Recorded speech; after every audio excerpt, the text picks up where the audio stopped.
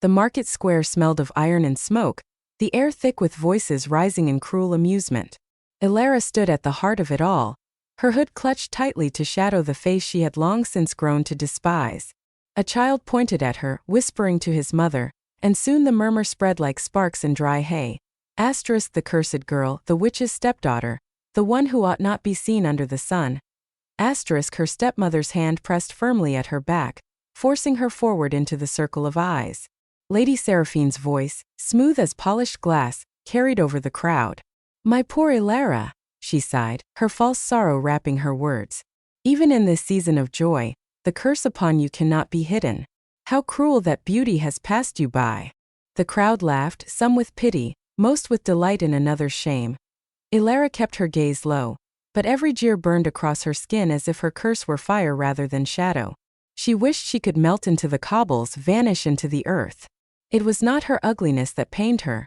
She had learned to endure the distorted reflection that stared back from every mirror, but the endless reminder that she was unloved, unwanted, a blemish upon her stepmother's glittering court. The laughter halted suddenly, cut sharp as a knife through cloth. Silence pressed upon the square. Ilara raised her eyes, and there he was, the Alpha King. Kalen strode between the stalls, his cloak trailing like storm clouds, his presence too vast to be contained by the narrow street. His gaze swept across the villagers until it landed, fixed, upon her. He did not flinch as others did. He did not avert his eyes. Instead, his dark stare held her with a steadiness that felt heavier than the jeers of 100 voices. The people bowed, some stumbling in their haste. Seraphine dipped her head. Her lips curved in a smile that sought favor. "Your Majesty," she purred. "What fortune to grace our humble gathering. Forgive the spectacle. My stepdaughter cannot help the curse she bears." Kalen said nothing. He walked forward until he stood directly before Ilara. The air seemed to thin, and she fought to breathe beneath the weight of his closeness. His scent was wild pine steel, and the faint musk of wolf. He studied her face as though he could see beyond the curse's veil. "What is your name?" His voice was low, deliberate, each syllable carrying authority that commanded an answer. "Ilara," she whispered. The silence that followed was long enough for the crowd to shift uneasily. Then Kalen spoke again, not to her, but to the gathering. "You mock what you do not understand. I see no shame here. I see only strength." Murmurs rippled. Seraphine's smile faltered. Ilara's throat tightened. No one had ever spoken for her before. Kalen turned back to her. "You will come to the palace. There are matters we must discuss." Ilara's knees threatened to buckle. She wanted to refuse, to retreat into the shadows that had been her prison for years. Yet something in his tone, firm, unyielding, made refusal impossible. She bowed her head, murmuring assent. The king left as suddenly as he had come, leaving whispers in his wake. Seraphine's hand clamped on Ilara's arm, nails biting through fabric. "Do not mistake this for fortune," she hissed, her voice too low for others to hear. "Whatever he wants of you, it will not end well." That night, in the quiet of her chamber, Ilara sat by the narrow window, staring out at the torches flickering along the road that led to the palace. Her heart warred with itself. Fear was familiar, safe. Yet beneath it, a flicker of something else stirred. Something she had not felt in years. Hope, fragile and unwelcome, yet alive. The next day, a carriage of black wood and silver trim awaited her. The horses stamped, their breath rising in white plumes. Mira, her maid, pressed a small bundle into her hands, bread, a shawl, a whispered prayer. Ilara managed a faint smile of gratitude before stepping into the carriage. The journey was long, the forest closing in on either side like a cathedral of dark arches. Every creak of the wheels echoed her heartbeat. She clutched the shawl, trying not to imagine what awaited her to the gates of the palace. She was led through corridors of stone lit by braziers, their flames throwing shadows that danced like restless spirits. The scent of cedar and smoke filled the air. Guards bowed as Kalen appeared at the far end of the hall. His presence commanding silence, he dismissed the escort with a single gesture. Only the two of them remained. Ilara's palms grew damp, her breath quickening. "Do you know why I called you here?" His question was quiet, but the weight behind it left no room for pretense. She shook her head. "No, my lord." He studied her as though she were a puzzle only he could solve. Because I see a strength in you that others are too blind to notice. And because I do not believe in curses. Her chest tightened. You do not know what you speak of. I know enough. His eyes held hers unflinching. Stay here. I will uncover the truth of what binds you. And when I do, you will owe no one an apology for the life you were born to live. Alara's lips parted, but no words came. The conviction in his tone struck something deep within her, something she had long since buried. For the first time, she wondered if perhaps her fate was not sealed in shadow outside.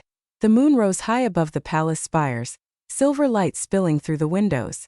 Within the hall, silence stretched between them, heavy with things unspoken. And though fear still curled around her heart, it was no longer the only thing she felt. It was a beginning. And beginnings, she realized, were dangerous. Alara's nights in the palace grew long and restless. The chambers offered silks, warm braziers, and food richer than anything she had tasted in years. But no comfort could soften the weight of the curse that coiled beneath her skin. Each evening, as the moon climbed higher, the spell stirred, a burning pulse that made her reflection shimmer with grotesque distortions. She avoided mirrors, yet she could not escape the sensation that the shadows followed her, whispering reminders of her stepmother's spite. One such night, the torment grew unbearable. She clutched at the edge of her bed, sweat cooling against her brow, her breath ragged. Mira, ever watchful, hurried to her side with trembling hands. My lady, you must not fight it so fiercely, she whispered, dabbing Alara's forehead with a damp cloth. The spell feeds on your pain. I cannot stop it, Alara gasped, every muscle taut as though bound by unseen chains. It grows stronger here. She knows I am no longer under her roof. The glass of the mirror on the opposite wall quivered, then split with a sharp crack. A jagged line sliced through the reflection, and for an instant, a heartbeat no more. Alara saw herself as she might have been without the curse. Smooth skin, bright eyes, a face unmarked by cruelty. She froze, caught between disbelief and yearning. Then the vision fractured, and the ugly mask returned, twisted and gray. Myra's hand tightened around hers. I saw it, she whispered. The truth is still within you. Before Alara could answer, the chamber door creaked open. Kalen stepped inside, his figure outlined in moonlight. His gaze flicked to the broken mirror, then to Alara's trembling form. He did not move closer at once, but his eyes betrayed something, recognition, perhaps even awe. You should not be here, she said, her voice thin. And yet I am. His words carried neither apology nor command, only certainty. He crossed the room, the sound of his boots muffled on the rug. When he reached her, he studied her face with unnerving calm. I saw more than your stepmother would have others believe. You are not what they claim. Her pulse stumbled. She wanted to look away, but his presence held her fast. You saw nothing but a curse playing tricks on your eyes. I saw truth, he replied, low and unyielding. And I intend to know it fully. Before she could protest, a knock sounded from the corridor.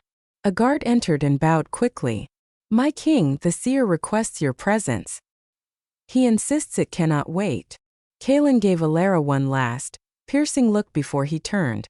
Rest, Alara. Tomorrow you will walk with me. He left without another word, leaving silence heavy in his wake. When morning came, the palace buzzed with whispers. Servants passed tidings like smuggled goods. Kalen had spoken with Eldrick, the royal seer, deep within the tower where prophecies lingered like cobwebs.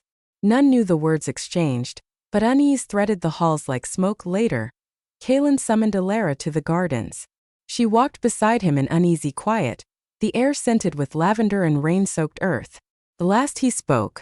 The seer warned me that your fate is bound tightly with mine. He spoke of ruin and salvation both, should I choose wrongly. Her steps faltered. Why would my fate concern you? Because I do not believe it is chance that led me to you, he said, his tone edged with conviction. There is more at work here than spite or sorcery. She shook her head, heart hammering. You are mistaken. My stepmother's curse was meant only to bind me in misery. It has nothing to do with you. Kalen halted, turning to face her. His hand rose, not quite touching her cheek, yet close enough that she felt the warmth of him. Then why do I sense the bond pulling me closer to you each day? The question robbed her of breath. She wanted to deny it, to claim she felt nothing, but her silence betrayed her. His eyes softened, though his jaw remained set in resolve. Before either could speak again, the air shifted. A prickle ran along Alara's skin, sharp as the brush of thorns. She knew the sensation too well. Seraphine's magic. Her knees weakened, her vision blurred. Kalen caught her as she swayed, his arms solid around her, his scent grounding her in the storm. A cruel whisper slithered through the wind, though no lips formed the words. Asterisk, you cannot escape me, child. Every breath you take, I own. Asterisk. Alara shuddered violently. Kalen's grip tightened, and his gaze swept the empty garden with a predator's sharpness. She dares reach even here. She will not stop, Alara managed, her voice breaking. Not until I am ruined. Then she will find me in her path, Kalen said, his tone like steel drawn from its sheath. He lifted her, carrying her back through the halls while servants bowed in startled silence. His hold was protective, but more than that, it was possessive, as though some part of him already claimed her. When he laid her upon her bed once more, his eyes burned with a vow unspoken. No curse will take you while I draw breath. Alara, weak and trembling, looked at him through the haze of pain. For a moment the spell seemed to loosen, and she felt the phantom brush of a bond waiting, yearning between them. It terrified her more than the curse itself. Yet even in fear, hope stirred again, fragile but alive. And with it came the question she dared not voice.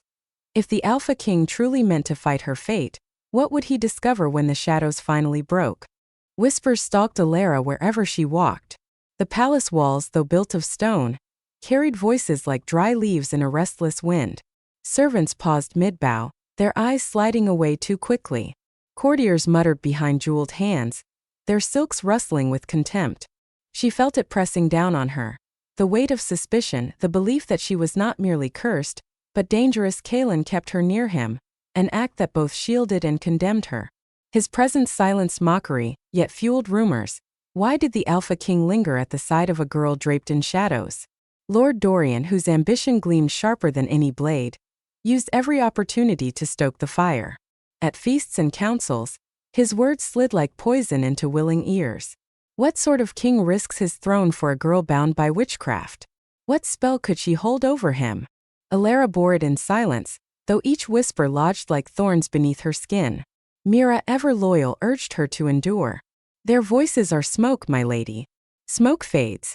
But the king looks at you as though he sees fire. Still, Alara's heart trembled with doubt. Could she truly trust what burned in Kalen's eyes?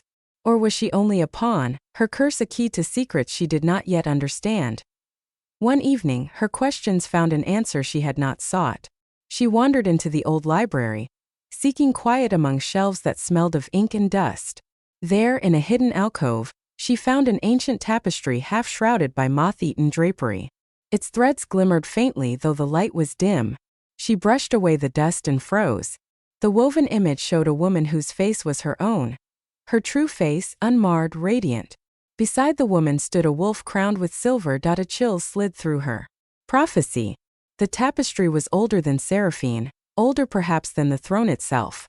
She reached trembling fingers toward the cloth, but a shadow stirred behind her. Curious what destiny has prepared for you? Lord Dorian's voice slithered from the dark. She spun, heart hammering. You should not be here. And yet, like your king, I am. He stepped closer, his smile sharp. Tell me, Alara, what hold do you have over him? Is it truly a curse or something darker? Do you whisper in his sleep? Bind his will to yours. I bind nothing, she said, though her voice wavered. Dorian leaned nearer, lowering his tone to a blade's edge. Then why does he guard you so fiercely? Why does he risk whispers of weakness for a girl who should have been left in the shadows? His hand brushed the tapestry. You may fool him, but you will not fool me. I will strip your mask before them all. Her breath quickened. She fled the alcove, his mocking laughter echoing after her. That night, Kalen found her by the fire, her hands clenched so tight the knuckles whitened. He crouched before her, his voice softer than she expected. What did he say to you? She shook her head, unwilling to give Dorian's venom form. Only what others whisper aloud. That I do not belong here. Kalen's jaw hardened. You belong where I say you belong. He took her hand, his thumb brushing lightly over her skin. The touch steadied her, yet sparked something far more dangerous. Longing, but longing could not protect her. The feast came 2 nights later, a grand affair of music and gold-lit halls. Nobles gathered in jewel-bright clusters, their laughter sharp as glass. Elara stood at Kaelin's side, her curse heavy upon her like chains. She felt eyes clawing over her every movement, waiting for her to falter. Dorian rose to speak, his voice ringing clear. "My king," he began with a bow, "we honor you, but we must also honor truth. And truth, I fear, sits hidden among us." His gaze slid to Elara. "Shall we all remain silent while witchcraft thrives in our court?" Gasps stirred. Kaelin's hand tensed on the arm of his chair. Elara's breath caught, dread coiling in her chest. Dorian strode forward, dramatic as an actor. "Let her show herself then. Let us see the truth of what she hides." With a flourish he reached, grasping the edge of her hood. Before she could retreat, he yanked it back. A murmur rippled like a storm tide through the hall. Her cursed face lay revealed in the golden torchlight, skin dulled to ash, eyes shadowed, beauty hidden beneath Seraphine's cruel enchantment. Some recoiled, others sneered, a few laughed. Dorian spread his arms, triumphant. "Behold, the king's chosen companion, marked by foul sorcery. Will you deny it now?" Elara's vision swam, humiliation crashing over her. Every whisper, every jeer from her childhood returned in a tide that threatened to drown her. She turned to Kaelin, desperate, half expecting to see disgust etched upon his features. Instead, he rose. His chair scraped hard against stone. His voice thundered across the hall, silencing all. "Enough." The word struck with the weight of command. His eyes burned as they met Dorian's. "You dare humiliate her before me? You dare accuse without proof, while you wallow in your own ambition?" Dorian faltered, then recovered with a sneer. "My king, I only protect the crown. Surely you see she is a danger." Silence. Kaelin's growl rumbled low, more beast than man. The torches guttered as though the air itself bent to his fury. He turned to Elara, and in that moment, before the eyes of the court, he placed his hand over hers. His voice softened, yet carried to every ear. "You are not a danger. You are mine." Gasps erupted, shock rippling through the hall. Elara's chest tightened, torn between terror and a fierce, bewildering surge of relief. He had chosen her, publicly, irreversibly, but in the corner of the room, Seraphine's eyes gleamed with triumph rather than rage. She lifted her goblet, hiding her smile in its shadow. For she knew that Kaelin's defiance had bound him tighter to Elara's curse than ever before, and the game was only just beginning. The feast had dissolved into chaos. Nobles shouted across the hall, some crying treason, others demanding order. Elara sat rigid, her pulse racing, the weight of Kaelin's hand still warm over hers. His declaration had silenced the court, but it had also unleashed a storm from which there could be no retreat. She felt every gaze upon her, piercing, condemning, or fearful. Yet Kaelin did not waver. His stance was unyielding, his eyes fixed on Seraphine, who alone seemed untouched by the uproar. Seraphine rose with calculated grace, her gown whispering against the stone floor.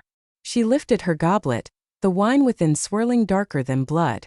"How noble of you, Majesty," she said, her smile curved like a dagger, "to claim her as your own. But you know not what you invite into your bed. The curse was never meant to fade. It was woven to bind her soul until it withers. Stand against me, and you bind yourself as well." Kaelin's voice cut like steel. "Then let it bind me. I will not turn from her." Gasps rippled through the crowd. Elara's breath caught, torn between terror and awe. No man had ever chosen her over safety, over power. Yet Seraphine's smile only widened. She tipped the goblet, spilling wine across the stones. The liquid hissed, smoke rising where it touched. Darkness gathered in the corners of the hall, shadows unfurling like wings. Seraphine's voice deepened, resonant with sorcery. "Then so be it. Let ruin fall upon you both." The torches guttered out, plunging the chamber into half-light. Screams echoed as shapes coiled from the darkness, tendrils of shadow alive with hunger. They lashed toward Elara, wrapping around her wrists, her throat, pulling her from Kaelin's side. She cried out, the chill of the magic searing deeper than fire. Kaelin roared, a sound no man could make. His body rippled with change, muscle tearing and reforming, claws shredding the air. His eyes glowed gold, his teeth bared as he half-shifted into the wolf. The sight of him struck awe into the hall. Even the bravest nobles shrank back.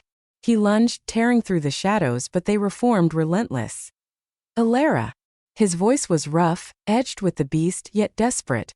She struggled against the tendrils, every breath a battle. Seraphine's power burned through her veins, choking, crushing. In that agony, words not her own stirred upon her tongue. Ancient syllables, fierce and bright. She remembered the tapestry, the woman's face like her own, the wolf crowned beside her. The curse had hidden more than her beauty. It had hidden her bloodline. Light sparked at her fingertips, weak at first, then blazing. The shadows recoiled as she spoke the words aloud, her voice trembling yet resolute. A flare of white radiance burst from her hands, tearing through the dark coils.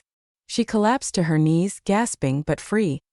Kalen was at her side in an instant, his hand steady on her back, his fury shielded only by the need to protect her. He pressed his forehead briefly to hers, grounding her with the heat of his presence. Hold on. I will not lose you. Seraphine schrie Kill. Her glamourfrakturing. Her beauty withered, her skin cracking like scorched parchment as the darkness writhed around her. You dare defy me, child? You are mine. Elara rose, swaying, her newfound power flickering in her palms. I was never yours, she said, her voice carrying over the hall with a strength she had not known she possessed. And I never will be. Seraphine hurled a spear of shadow straight at her heart. Kalen stepped in its path without hesitation. The strike slammed into him, driving him to his knees. Elara screamed, rushing to catch him, her hands glowing as she pressed them against his chest. His blood burned hot against her skin, but she felt the bond between them flare, threaded with light, unbreakable. The curse trembled, its hold shattering under the weight of his vow, under the force of her will. Power surged through her, not borrowed, not stolen, but hers by right. She lifted her hands, and with a cry that rang like a bell, she turned Seraphine's darkness back upon her. The spell recoiled. Seraphine shrieked as the shadows devoured her, pulling her into their own abyss. Her figure twisted, then dissolved into ash. Silence fell, broken only by the ragged breath of those who remained. The torches flared back to life, casting light upon a hall stunned into awe. Kalen, wounded but unbroken, forced himself to his feet. He looked at Elara not as a girl cursed, but as the queen she was meant to be. He extended his hand. No curse can hide what is mine. Tears blurred her vision as she placed her hand in his. The bond sealed, not in secrecy, but before all who had doubted her. A hum of power lingered in the air, undeniable. The nobles dropped to their knees, some in fear, some in reverence. Mira pressed her hands to her mouth, sobbing with joy. Eldrick the seer bowed deeply, his eyes shining. Even the walls seemed to breathe, as though the palace itself recognized the change. Elara lifted her chin, her true face radiant at last. She was no longer the cursed girl hidden in shadows. She was Kalen's equal, his chosen, his mate. As the hall filled with murmurs of queen. She knew her life had not been stolen by her stepmother's curse, it had been forged by it. The pain had carved strength, the shadows had honed light. Kalen's hand tightened around hers, steady and sure. Together, they stood where ruin had been promised and found salvation instead. And though the battle was over, the bond between them had only just begun to write its story.